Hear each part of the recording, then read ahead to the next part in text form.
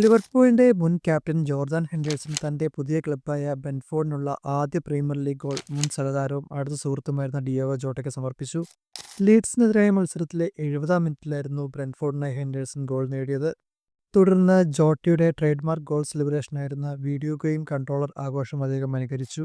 മുൻ Liverpool ക്യാപ്റ്റനായിരുന്ന Henderson ഈ സീസണിലാണ് അയാക്സിൽ നിന്നും ബ്രെൻറ്റ്ഫോർഡിലെത്തുന്നത്. ലിവർപൂളിൽ 3 വർഷത്തോളം ഹെൻഡേഴ്സണും ജോട്ടയും സഹതാരങ്ങളായിരുന്നു. മത്സരശേഷം പോസ്റ്റ് മാച്ച് പ്രസന്റേഷനിൽ ഹെൻഡേഴ്സൺ വികാരഭരിതനായി. അടുത്തിടെയായിരുന്നു അവന്റെ ജന്മദിനം. ഞങ്ങൾ അവനെ ഒരിക്കലും മറക്കില്ല. ഞങ്ങൾ അവനെ എന്നും ഓർക്കും. അവൻ ഒരു നല്ല സുഹൃത്തായിരുന്നു.